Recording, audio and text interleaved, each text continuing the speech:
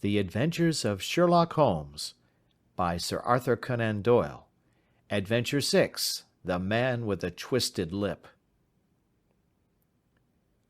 Isa Whitney, brother of the late Elias Whitney, D.D., principal of the Theological College of St. George's, was much addicted to opium.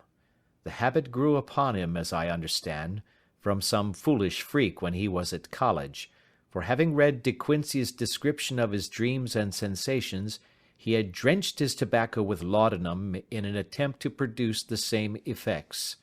He found, as so many more have done, that the practice is easier to attain than to get rid of, and for many years he continued to be a slave to the drug, an object of mingled horror and pity to his friends and relatives.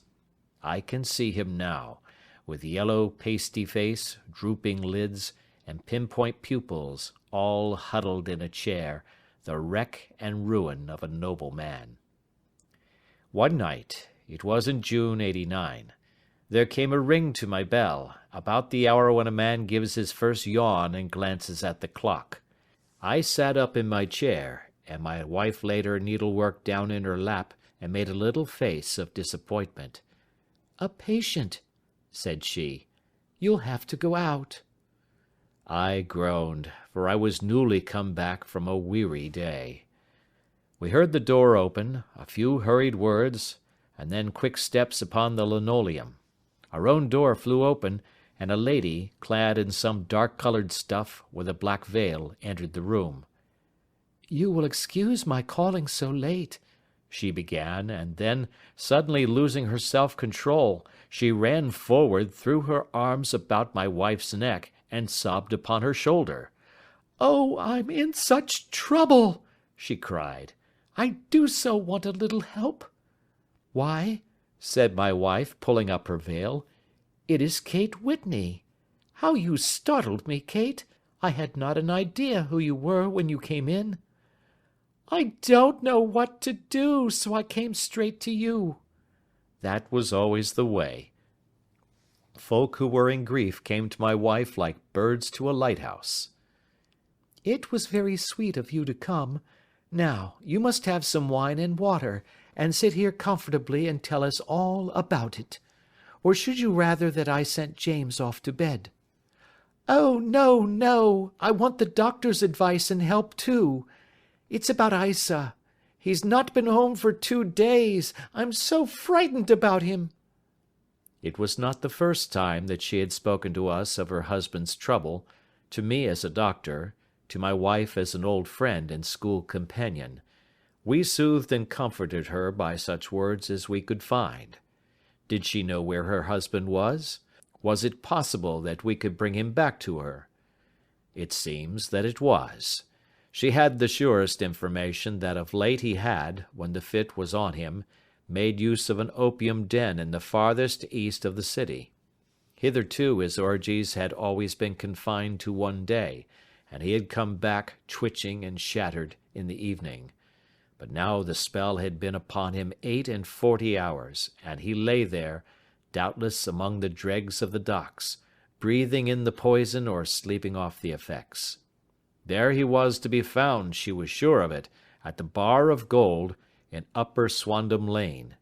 But what was she to do? How could she, a young and timid woman, make her way into such a place and pluck her husband out from among the ruffians who surrounded him? There was the case, and of course there was but one way out of it. Might I not escort her to this place? And then, as a second thought, why should she come at all? I was Isa Whitney's medical adviser, and as such I had influence over him. I could manage it better if I were alone.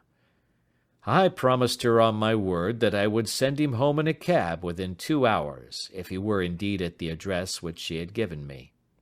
And so in 10 minutes I had left my armchair and cheery sitting-room behind me, and was speeding eastward in a hansom on a strange errand, as it seemed to me at the time, though the future only could show how strange it was to be. But there was no great difficulty in the first stage of my adventure. Upper Swandam Lane is a vile alley lurking behind the high wharves which line the north side of the river to the east of London Bridge. Between a slop shop and a gin shop, approached by a steep flight of steps leading down to a black gap like the mouth of a cave, I found the den of which I was in search. Ordering my cab to wait, I passed down the steps, worn hollow in the centre by the ceaseless tread of drunken feet, and by the light of a flickering oil lamp above the door I found the latch and made my way into a long, low room, thick and heavy with the brown opium smoke, and terraced with wooden berths like the forecastle of an emigrant ship. Through the gloom one could dimly catch a glimpse of bodies lying in strange, fantastic poses, bowed shoulders, bent knees, heads thrown back, and chins pointing upward, with here and there a dark, lacklustre eye turned upon the newcomer. Out of the black shadows there glimmered little red circles of light, now bright, now faint, as the burning poison waxed or waned in the bowls of the metal pipes. The most lay silent, but some muttered to themselves, and others talked together in a strange, low, monotonous voice, their conversation coming in gushes, and then suddenly tailing off into silence, each mumbling out his own thoughts and paying little heed to the words of his neighbour. At the farther end was a small brazier of burning charcoal, beside which, on a three-legged wooden stool, there sat a tall, thin old man, with his jaw resting upon his two fists and his elbows upon his knees, staring into the fire. As I entered, a sallow Malay attendant had hurried up with a pipe for me and a supply of the drug, beckoning me to an empty berth. "Thank you, I have not come to stay," said I. "There is a friend of mine here, Mr. Isa Whitney, and I wish to speak with him." There was a movement and an exclamation from my right, and peering through the gloom, I saw Whitney, pale, haggard, and unkempt, staring out at me. "My God, it's Watson!" said he. He was in a pitiable state of reaction, with every nerve in a twitter. "I say, Watson, what o'clock is it?" "Nearly 11. "Of what day?" "Of Friday, June 19th. "Good heavens, I thought it was Wednesday." "It is Wednesday. What do you want to frighten a chap for?" He sank his face onto his arms and began to sob in a high treble key. "I tell you that it is Friday, man. Your wife has been waiting this 2 days for you. You should be ashamed of yourself." "So I am. But you've got mixed, Watson, for I have only been here a few hours. 3 pipes, 4 pipes, I forget how many. But I'll go home with you. I wouldn't frighten Kate, poor little Kate. Give me your hand. Have you a cab?" "Yes, I have one waiting." "Then I shall go in it. But I must owe something. Find what I owe, Watson. I am all off colour. I can do nothing for myself." I walked down the narrow passage between the double row of sleepers, holding my breath to keep out the vile, stupefying fumes of the drug, and looking about for the manager. As I passed the tall man who sat by the brazier, I felt a sudden pluck at my skirt, and a low voice whispered, "Walk past me, and then look back at me." The words fell quite distinctly upon my ear. I glanced down. They could only have come from the old man at my side, and yet he sat now as absorbed as ever, very thin, very wrinkled, bent with age, an opium pipe dangling down from between his knees as though it had dropped in sheer lassitude from his fingers. I took 2 steps forward and looked back. It took all my self-control to prevent me from breaking out into a cry of astonishment. He had turned his back so that none could see him but I.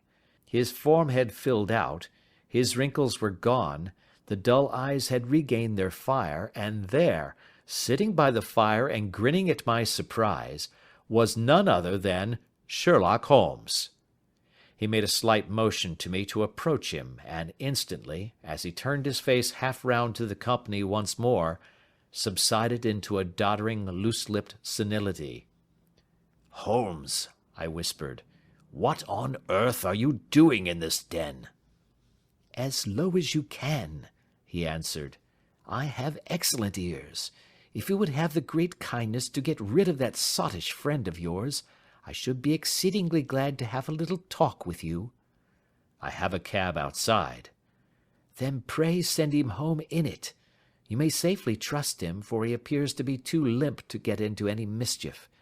I should recommend you also to send a note by the cabman to your wife to say that you have thrown in your lot with me. If you will wait outside, I shall be with you in 5 minutes." It was difficult to refuse any of Sherlock Holmes's requests, for they were always so exceedingly definite, and put forward with such a quiet air of mastery. I felt, however, that when Whitney was once confined in the cab my mission was practically accomplished, and for the rest, I could not wish anything better than to be associated with my friend in one of those singular adventures which were the normal condition of his existence. In a few minutes I had written my note, paid Whitney's bill, led him out to the cab, and seen him driven through the darkness. In a very short time a decrepit figure had emerged from the opium den, and I was walking down the street with Sherlock Holmes. For 2 streets he shuffled along with a bent back and an uncertain foot. Then, glancing quickly round, he straightened himself out and burst into a hearty fit of laughter. "I suppose, Watson," said he, "that you imagine that I have added opium smoking to cocaine injections, and all the other little weaknesses on which you have favoured me with your medical views." "I was certainly surprised to find you there." "But not more so than I to find you." "I came to find a friend." "And I to find an enemy." "An enemy?" "Yes, one of my natural enemies, or, shall I say, my natural prey. Briefly, Watson, I am in the midst of a very remarkable inquiry, and I have hoped to find a clue in the incoherent ramblings of these sots, as I have done before now. Had I been recognized in that den, my life would not have been worth an hour's purchase, for I have used it before now for my own purposes, and the rascally Lascar who runs it has sworn to have vengeance upon me. There is a trap-door at the back of that building, near the corner of Paul's Wharf, which could tell some strange tales of what has passed through it upon the moonless nights." "What? You do not mean bodies?" "Aye, bodies, Watson. We should be rich men if we had £1,000 for every poor devil who has been done to death in that den. It is the vilest murder trap on the whole riverside, and I fear that Neville St. Clair has entered it never to leave it more. But our trap should be here." He put his 2 forefingers between his teeth and whistled shrilly, a signal which was answered by a similar whistle from the distance, followed shortly by the rattle of wheels and the clink of horses' hoofs. "Now, Watson," said Holmes, as a tall dog-cart dashed up through the gloom, throwing out 2 golden tunnels of yellow light from its side lanterns, "you'll come with me, won't you?" "If I can be of use." "Oh, a trusty comrade is always of use, and a chronicler still more so. My room at the Cedars is a double-bedded one." "The Cedars?" "Yes, that is Mr. St. Clair's house. I am staying there while I conduct the inquiry." "Where is it, then?" "Near Lee, in Kent. We have a 7-mile drive before us." "But I am all in the dark." "Of course you are. You'll know all about it presently. Jump up here. All right, John, we shall not need you. Here's £50. Look out for me tomorrow about 11. Give her head. So long, then."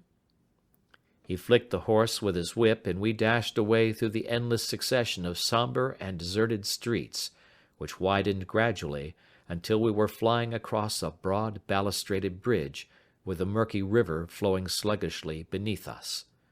Beyond lay another dull wilderness of bricks and mortar, its silence broken only by the heavy, regular footfall of the policemen, or the songs and shouts of some belated party of revellers. A dull wrack was drifting slowly across the sky, and a star or two twinkled dimly here and there through the rifts of the clouds. Holmes drove in silence, with his head sunk upon his breast, and the air of a man who is lost in thought, while I sat beside him, curious to learn what this new quest might be which seemed to tax his powers so sorely, and yet afraid to break in upon the current of his thoughts. We had driven several miles, and were beginning to get to the fringe of the belt of suburban villas, when he shook himself, shrugged his shoulders, and lit up his pipe with the air of a man who has satisfied himself that he is acting for the best. "You have a grand gift of silence, Watson," said he. "It makes you quite invaluable as a companion. 'Pon my word, it is a great thing for me to have someone to talk to, for my own thoughts are not over-pleasant. I was wondering what I should say to this dear little woman to-night when she meets me at the door." "You forget that I know nothing about it." "I shall just have time to tell you the facts of the case before we get to Lee. It seems absurdly simple, and yet, somehow I can get nothing to go upon. There's plenty of thread, no doubt, but I can't get the end of it into my hand. Now, I'll state the case clearly and concisely to you, Watson, and maybe you can see a spark where all is dark to me." "Proceed, then." "Some years ago, to be definite, in May 1884, there came to Lee a gentleman, Neville St. Clair by name, who appeared to have plenty of money.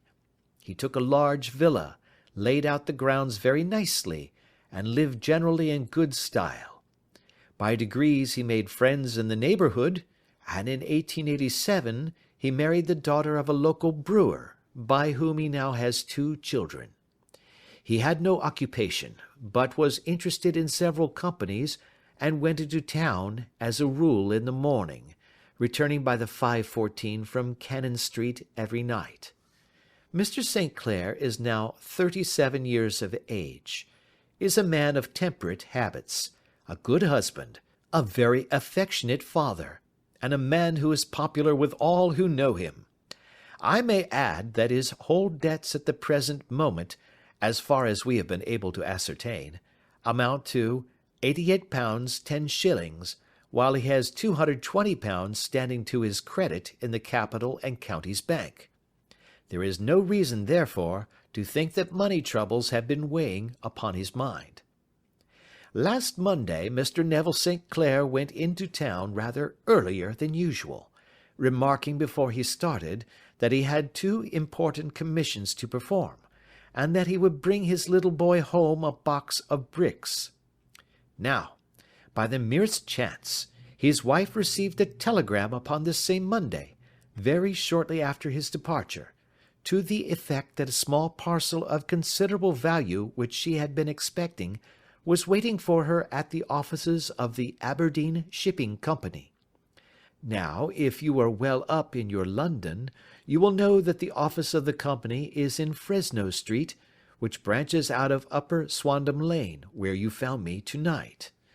Mrs. St. Clair had her lunch, started for the city, did some shopping, proceeded to the company's office, got her packet, and found herself at exactly 4:35 walking through Swandam Lane on her way back to the station. Have you followed me so far?" "It is very clear." "If you remember, Monday was an exceedingly hot day, and Mrs. St. Clair walked slowly, glancing about in the hope of seeing a cab, as she did not like the neighbourhood in which she found herself. While she was walking in this way down Swandam Lane, she suddenly heard an ejaculation or cry, and was struck cold to see her husband looking down at her and, as it seemed to her, beckoning to her from a second-floor window. The window was open, and she distinctly saw his face, which she describes as being terribly agitated. He waved his hands frantically to her, and then vanished from the window so suddenly that it seemed to her that he had been plucked back by some irresistible force from behind.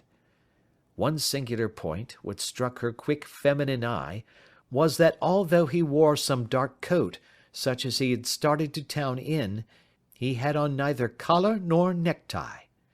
Convinced that something was amiss with him, she rushed down the steps, for the house was none other than the opium den in which you found me tonight, and running through the front room, she attempted to ascend the stairs which led to the first floor. At the foot of the stairs, however, she met this Lascar scoundrel of whom I have spoken, who thrust her back, and, aided by a Dane, who acts as assistant there, pushed her out into the street. Filled with most maddening doubts and fears, she rushed down the lane, and by rare good fortune, met in Fresno Street a number of constables with an inspector, all on their way to their beat. The inspector and 2 men accompanied her back, and in spite of the continued resistance of the proprietor, they made their way to the room in which Mr. St. Clair had last been seen. There was no sign of him there. In fact, in the whole of that floor, there was no one to be found save a crippled wretch of hideous aspect, who, it seems, made his home there. Both he and the Lascar stoutly swore that no one else had been in the front room during the afternoon. So determined was their denial that the inspector was staggered, and had almost come to believe that Mrs. St. Clair had been deluded when, with a cry, she sprang at a small deal box which lay upon the table, and tore the lid from it. Out there fell a cascade of children's bricks. It was the toy which he had promised to bring home.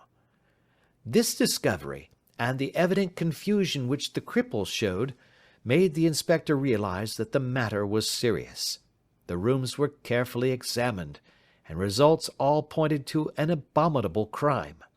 The front room was plainly furnished as a sitting room, and led into a small bedroom, which looked out upon the back of one of the wharves. Between the wharf and the bedroom window is a narrow strip, which is dry at low tide, but is covered at high tide with at least 4½ feet of water. The bedroom window was a broad one and opened from below. On examination, traces of blood were to be seen upon the window-sill, and several scattered drops were visible upon the wooden floor of the bedroom. Thrust away behind a curtain in the front room were all the clothes of Mr. Neville St. Clair, with the exception of his coat. His boots, his socks, his hat, and his watch, all were there. There were no signs of violence upon any of these garments, and there were no other traces of Mr. Neville St. Clair. Out of the window he must apparently have gone, for no other exit could be discovered, and the ominous bloodstains upon the sill gave little promise that he could save himself by swimming, for the tide was at its very highest at the moment of the tragedy. And now, as to the villains who seemed to be immediately implicated in the matter. The Lascar was known to be a man of the vilest antecedents, but as, by Mrs. St. Clair's story, he was known to have been at the foot of the stair within a very few seconds of her husband's appearance at the window, he could hardly have been more than an accessory to the crime. His defence was one of absolute ignorance, and he protested that he had no knowledge as to the doings of Hugh Bone, his lodger, and that he could not account in any way for the presence of the missing gentleman's clothes. So much for the Lascar manager. Now for the sinister cripple who lives upon the second floor of the opium den, and who was certainly the last human being whose eyes rested upon Neville St. Clair. His name is Hugh Bone, and his hideous face is one which is familiar to every man who goes much to the city. He is a professional beggar, though, in order to avoid the police regulations, he pretends to a small trade in wax vestas. Some little distance down Threadneedle Street, upon the left-hand side, there is, as you may have remarked, a small angle in the wall. Here it is that this creature takes his daily seat, cross-legged with his tiny stock of matches on his lap, and as he is a piteous spectacle, a small rain of charity descends into the greasy leather cap which lies upon the pavement beside him. I have watched the fellow more than once before ever I thought of making his professional acquaintance, and I have been surprised at the harvest which he has reaped in a short time. His appearance, you see, is so remarkable that no one can pass him without observing him. A shock of orange hair, a pale face disfigured by a horrible scar, which, by its contraction, has turned up the outer edge of his upper lip, a bulldog chin, and a pair of very penetrating dark eyes, which present a singular contrast to the colour of his hair, all mark him out from amid the common crowd of mendicants, and so too does his wit, for he is ever ready with a reply to any piece of chaff which may be thrown at him by the passers-by. This is the man whom we now learn to have been the lodger at the opium den, and to have been the last man to see the gentleman of whom we are in quest. But a cripple, said I. What could he have done single-handed against a man in the prime of life? He is a cripple in the sense that he walks with a limp, but in other respects he appears to be a powerful and well-nurtured man. Surely your medical experience would tell you, Watson, that weakness in one limb is often compensated for by exceptional strength in the others. Pray continue your narrative. Mrs. St. Clair had fainted at the sight of the blood upon the window, and she was escorted home in a cab by the police, as her presence could be of no help to them in their investigations.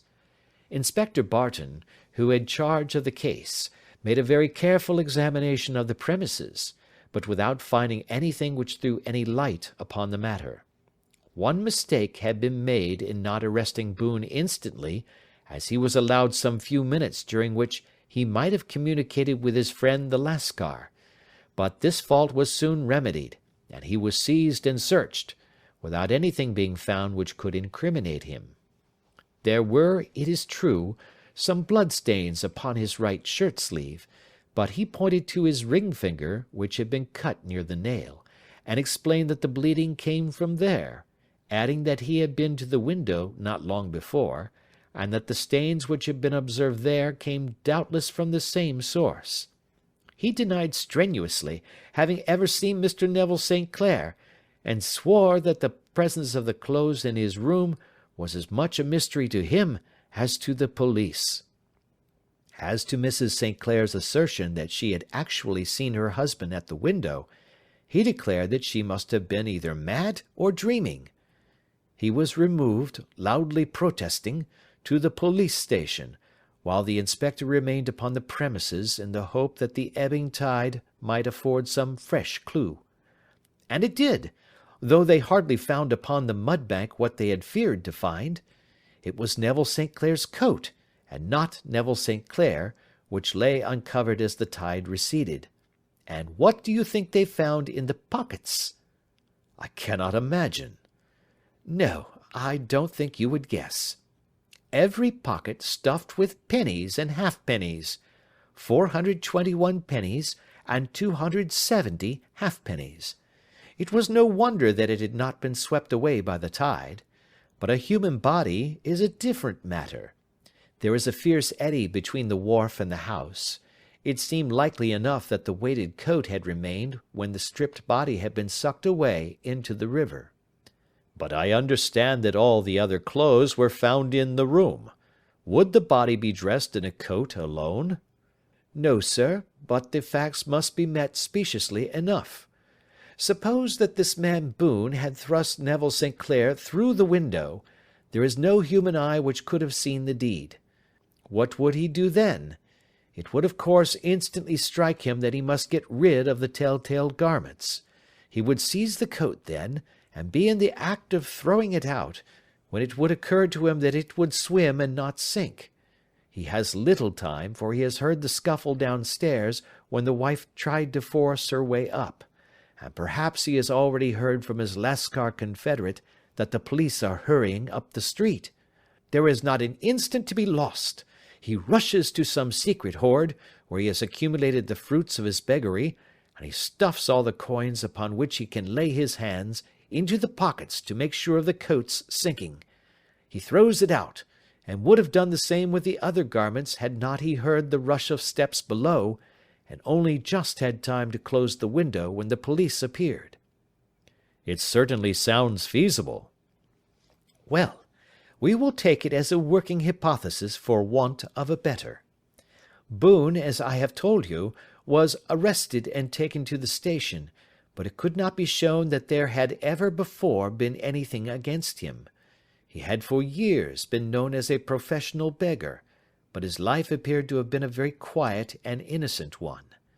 There the matter stands at present, and the questions which have to be solved. What Neville St. Clair was doing in the opium den, what happened to him when there, where he is now, and what Hugh Boone had to do with his disappearance, are all as far from a solution as ever. I confess that I cannot recall any case within my experience which looked at the first glance so simple, and yet which presented such difficulties. While Sherlock Holmes had been detailing this singular series of events, we had been whirling through the outskirts of the great town until the last straggling houses had been left behind, and we rattled along with a country hedge upon either side of us. Just as he finished, however, we drove through 2 scattered villages, where a few lights still glimmered in the windows. "We are on the outskirts of Lee," said my companion. "We have touched on 3 English counties in our short drive, starting in Middlesex, passing over an angle of Surrey, and ending in Kent. See that light among the trees? That is the Cedars, and beside that lamp sits a woman whose anxious ears have already, I have little doubt, caught the clink of our horses' feet." "But why are you not conducting the case from Baker Street?" I asked. "Because there are many inquiries which must be made out here. Mrs. St. Clair has most kindly put 2 rooms at my disposal, and you may rest assured that she will have nothing but a welcome for my friend and colleague. I hate to meet her, Watson, when I have no news of her husband. Here we are. Whoa there, whoa!"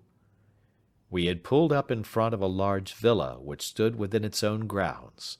A stable boy had run out to the horse's head, and springing down, I followed Holmes up the small, winding gravel drive which led to the house.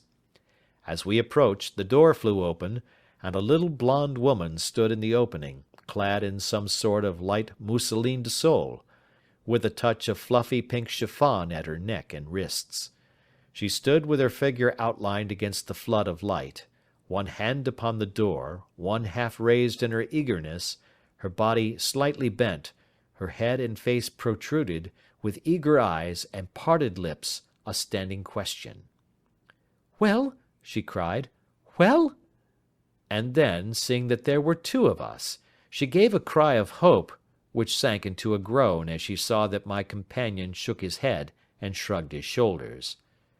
"No good news?" "None." "No bad?" "No." "Thank God for that. But come in. You must be weary, for you have had a long day. This is my friend Dr. Watson. He has been of most vital use to me in several of my cases, and a lucky chance has made it possible for me to bring him out and associate him with this investigation. I am delighted to see you," said she, pressing my hand warmly.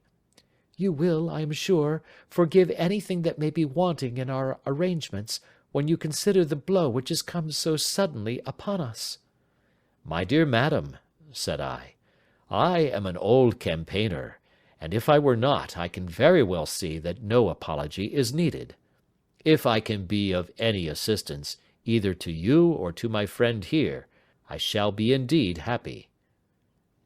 "Now, Mr. Sherlock Holmes," said the lady, as we entered a well-lit dining-room, upon the table of which a cold supper had been laid out, "I should very much like to ask you 1 or 2 plain questions, to which I beg that you will give a plain answer."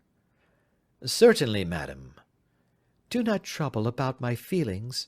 I am not hysterical, nor given to fainting. I simply wish to hear your real opinion." "Upon what point?"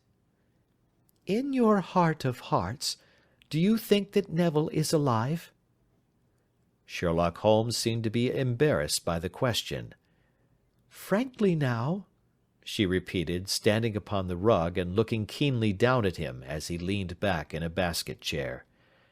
Frankly, then, madam, I do not. You think that he is dead? I do. Murdered? I don't say that. Perhaps. And on what day did he meet his death? On Monday. Then perhaps, Mr. Holmes, you will be good enough to explain how it is that I have received a letter from him today. Sherlock Holmes sprang out of his chair as if he had been galvanized. "What?" he roared. Yes, today. She stood smiling, holding up a little slip of paper in the air. "May I see it?" Certainly. He snatched it from her in his eagerness, and smoothing it out upon the table, he drew over the lamp and examined it intently. I had left my chair and was gazing at it over his shoulder. The envelope was a very coarse one, and was stamped with the Gravesend postmark, and with the date of that very day, or rather of the day before, for it was considerably after midnight. "Coarse writing," murmured Holmes. "Surely this is not your husband's writing, madam?" "No, but the enclosure is." "I perceive also that whoever addressed the envelope had to go and inquire as to the address." "How can you tell that?" "The name, you see, is in perfectly black ink, which has dried itself. The rest is of a greyish colour, which shows that blotting paper has been used. If it had been written straight off and then blotted, none would be of a deep black shade. This man has written the name, and there has then been a pause before he wrote the address, which can only mean that he was not familiar with it. It is, of course, a trifle, but there is nothing so important as trifles. Now, let us now see the letter. Ha! There has been an enclosure here." "Yes, there was a ring, his signet ring." "And you are sure that this is your husband's hand?" "One of his hands." "One?" "His hand when he wrote hurriedly. It is very unlike his usual writing, and yet I know it well." "Dearest, do not be frightened. All will come well. There is a huge error which it may take some time to rectify. Wait in patience. Neville. Written in pencil upon the flyleaf of a book, octavo size, no watermark. Posted today in Gravesend by a fellow with a dirty thumb. Ha! And the flap has been gummed, if I am not very much in error, by a person who has been chewing tobacco. And you have no doubt that it is your husband's hand, madam?" "None. Neville wrote these words." "And they were posted today at Gravesend. Well, Mrs. St. Clair, the clouds lighten, though I should not venture to say that the danger is over." "But he must be alive, Mr. Holmes." "Unless this is a clever forgery to put us on the wrong scent. The ring, after all, proves nothing. It may have been taken from him." "No, no, it is. It is his very own writing." "Very well. It may, however, have been written on Monday and only posted today." "That is possible." "If so, much may have happened between." "Oh, you must not discourage me, Mr. Holmes. I know that all is well with him. There is so keen a sympathy between us that I should know if evil came upon him. On the very day that I saw him last, he cut himself in the bedroom, and yet I in the dining room rushed upstairs instantly with the utmost certainty that something had happened. Do you think that I would respond to such a trifle, and yet be ignorant of his death?" "I have seen too much not to know that the impression of a woman may be more valuable than the conclusion of an analytical reasoner. And in this letter you certainly have a very strong piece of evidence to corroborate your view. But if your husband is alive, and able to write letters, why should he remain away from you?" "I cannot imagine. It is unthinkable." "And on Monday he made no remarks before leaving you?" "No." "And you were surprised to see him in Swandam Lane?" "Very much so." "Was the window open?" "Yes." "Then he might have called to you?" "He might." He only, as I understand, gave an inarticulate cry. Yes. A call for help, you thought? Yes, he waved his hands. But it might have been a cry of surprise. Astonishment at the unexpected sight of you might cause him to throw up his hands? It is possible. And you thought he was pulled back? He disappeared so suddenly. He might have leaped back. You did not see anyone else in the room? No, but this horrible man confessed to having been there, and the Lascar was at the foot of the stairs. Quite so. Your husband, as far as you could see, had his ordinary clothes on? But without his collar or tie. I distinctly saw his bare throat. Had he ever spoken of Swandam Lane? Never. Had he ever showed any signs of having taken opium? Never. Thank you, Mrs. St. Clair. Those are the principal points about which I wish to be absolutely clear. We shall now have a little supper and then retire, for we may have a very busy day tomorrow. A large and comfortable double-bedded room had been placed at our disposal, and I was quickly between the sheets, for I was weary after my night of adventure.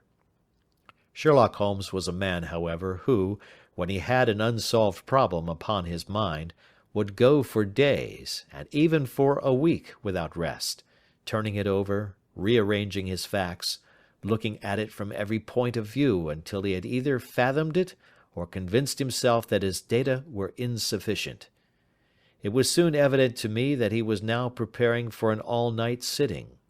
He took off his coat and waistcoat, put on a large blue dressing-gown, and then wandered about the room collecting pillows from his bed and cushions from the sofa and armchairs.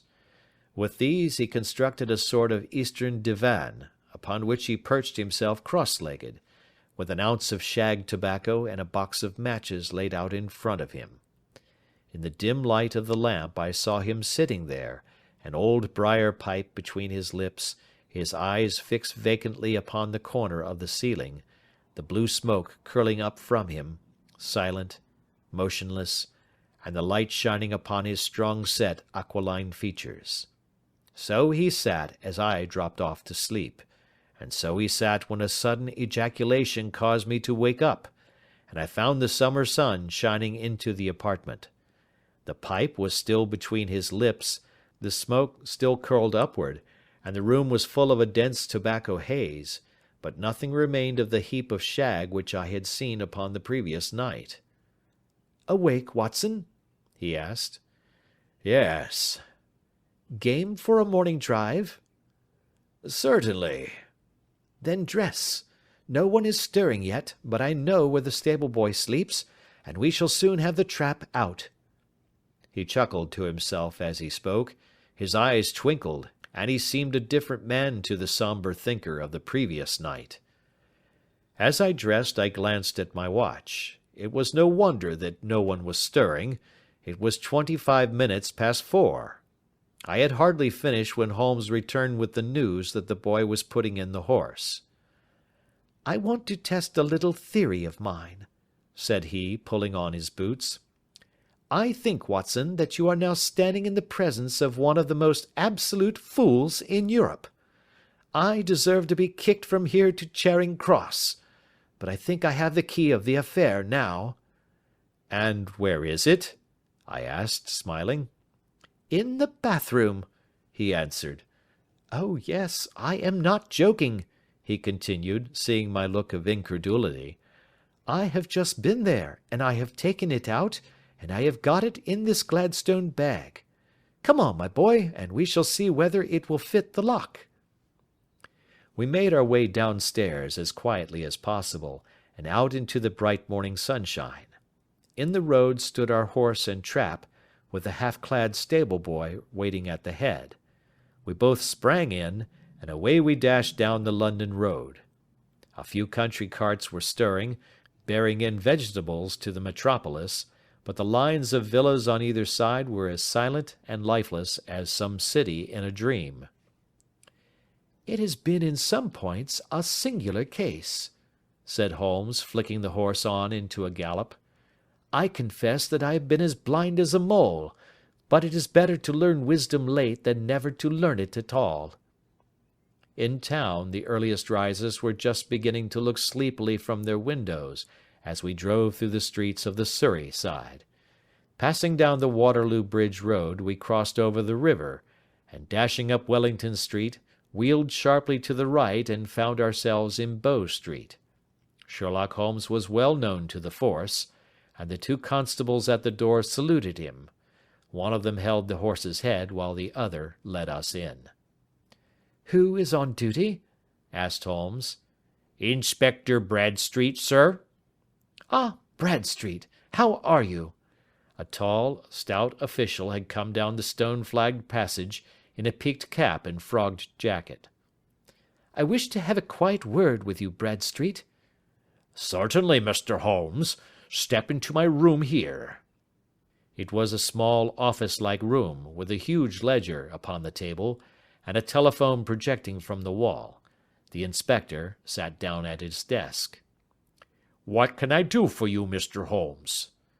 "I called about that beggarman, Boone, the one who was charged with being concerned in the disappearance of Mr. Neville St. Clair, of Lee." "Yes, he was brought up and remanded for further inquiries."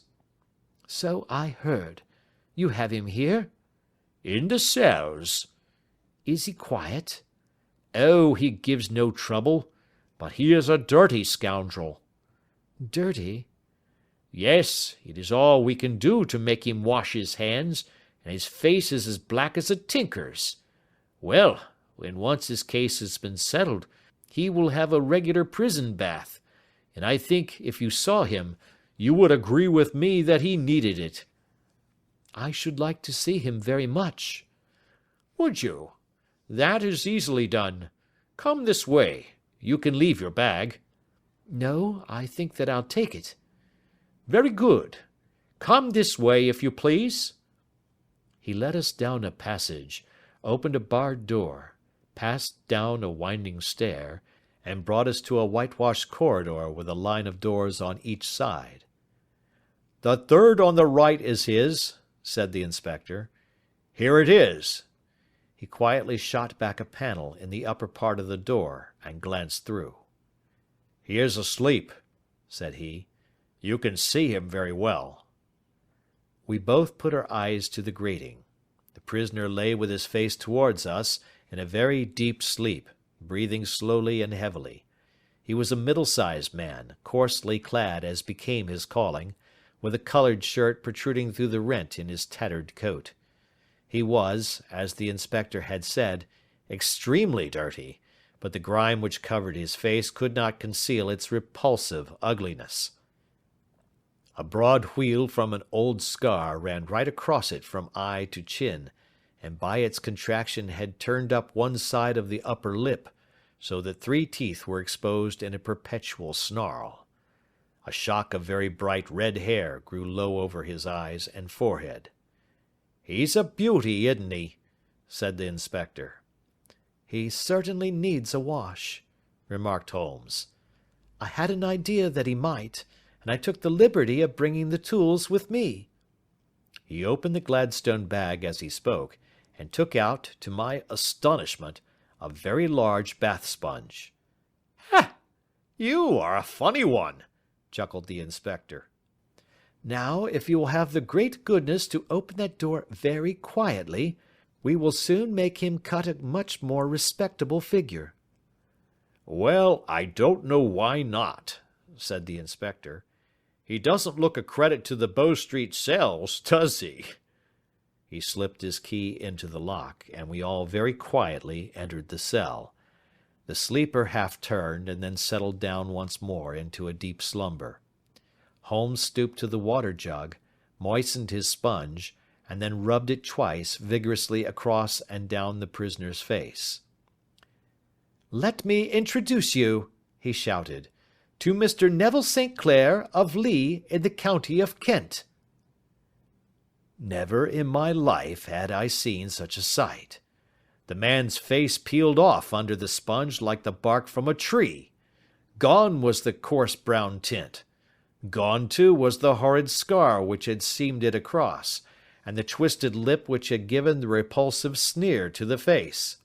A twitch brought away the tangled red hair, and there, sitting up in his bed, was a pale, sad-faced, refined-looking man, black-haired and smooth-skinned, rubbing his eyes and staring about him with sleepy bewilderment. Then suddenly realizing the exposure, he broke into a scream and threw himself down with his face to the pillow. "Good heavens!" cried the inspector. "It is indeed the missing man. I know him from the photograph." The prisoner turned with the reckless air of a man who abandons himself to his destiny. "Be it so," said he. "And pray, what am I charged with?" "With making away with Mr. Neville St. Oh, come, you can't be charged with that unless they make a case of attempted suicide of it," said the inspector with a grin. "Well, I've been 27 years in the force, but this takes the cake." "If I am Mr. Neville St. Clair, then it is obvious that no crime has been committed, and that therefore I am illegally detained." "No crime, but a very great error has been committed," said Holmes. "You would have done better to have trusted your wife." "It was not the wife, it was the children," groaned the prisoner. "God help me, I would not have them ashamed of their father. My God, what an exposure! What can I do?" Sherlock Holmes sat down beside him on the couch, and patted him kindly on the shoulder. "If you leave it to a court of law to clear the matter up," said he, "of course you can hardly avoid publicity.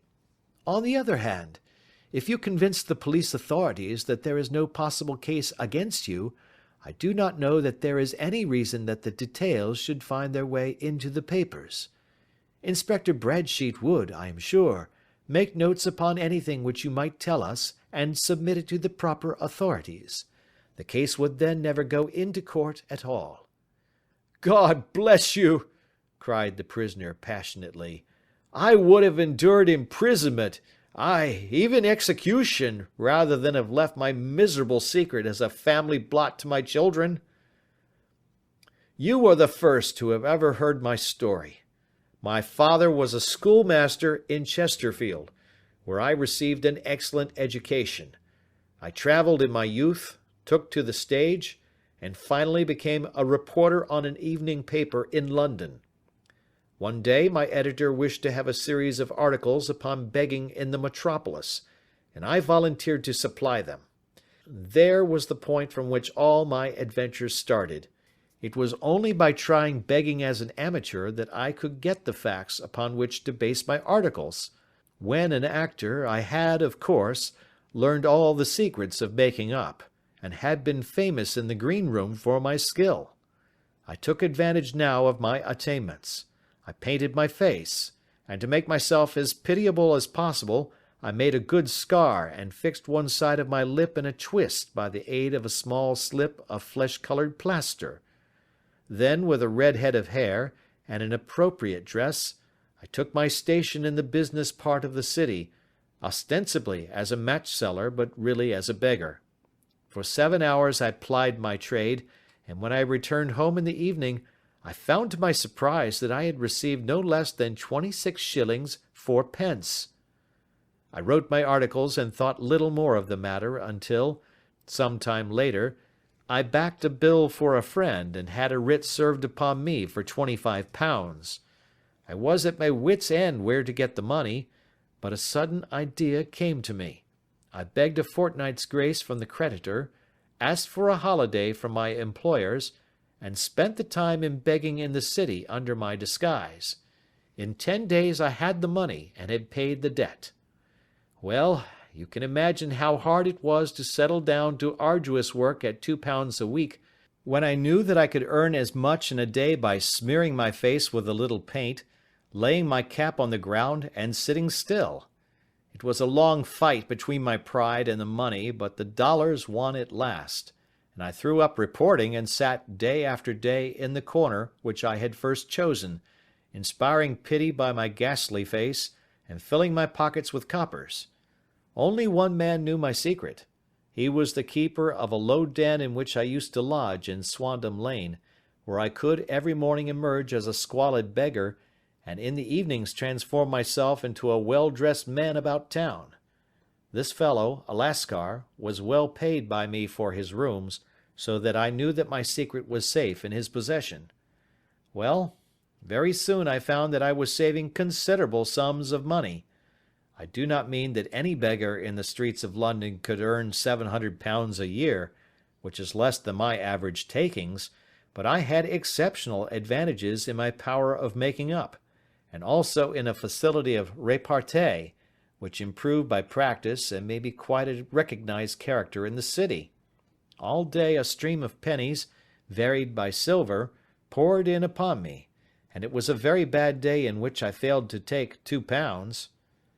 As I grew richer, I grew more ambitious, took a house in the country, and eventually married, without anyone having a suspicion as to my real occupation. My dear wife knew that I had business in the city. She little knew what.